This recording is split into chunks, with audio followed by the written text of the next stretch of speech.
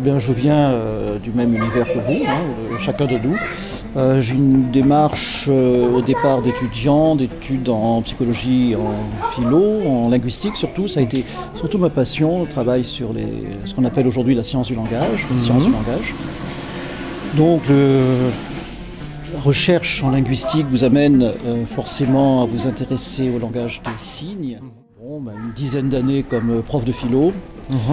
Alors dans quelle région vous avez été Ici, dans la région de Cannes, de Nice, voilà, d'où je suis originaire.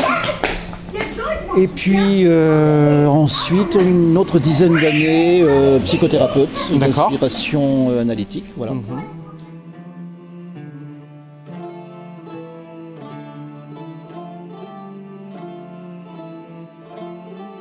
J'ai écrit un certain nombre de bouquins sur le sujet et créé une méthode qui s'appelle le référentiel de naissance que je développe, j'enseigne et je pratique depuis maintenant presque 30 ans. Donc 30 ans, ce sera l'année prochaine que ça va fêter ces 30 ans que vous avez créé entre autres avec un artiste peintre, le tarot de Marrakech. Oui.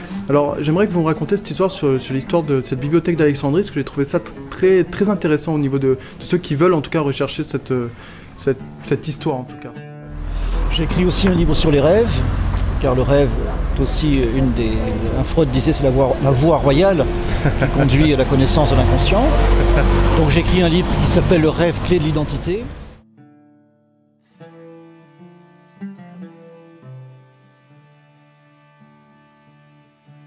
Bien sûr, les arcanes du tarot. Dali a fait un tarot par exemple. Vous savez qu'il existe presque, je sais pas moi, il y a des milliers de tarots différents. Bon, tout le monde connaît le tarot de Marseille, c'est vrai.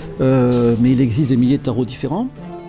Mais par contre, c'était vraiment quelque chose qui intéressait l'alchimie, sachant que l'alchimie, ce n'est pas non plus une fantaisie. L'alchimie propose la transmutation du plomb en or, la transmutation des métaux, mais en fait, il s'agit d'une démarche philosophique. C'est ça ce qu'on peut appeler le mythe du coup là, sur ce coup-là, sur le plomb en or. Voilà, là c'est là que ça équivaut à... Il y a vraiment un travail de sens, puisque le chemin de transmutation du plomb en or, c'est le chemin d'éveil de l'homme, de son sommeil de plomb à sa conscience d'or. D'ailleurs, que ce soit l'astrologie ou que ce soit le référentiel de naissance, on a pris le terme maison à des sciences encore plus anciennes, notamment le Viking, les grands oracles chinois qui utilisaient déjà ce terme bien avant la naissance de l'astrologie. Ce travail de la vibration de la force, c'est un peu comme une pierre que l'on jette dans l'eau claire d'un ruisseau et qui laisse derrière elle des milliers de ronds dans l'eau. C'est joli. C'est de Michel Legrand.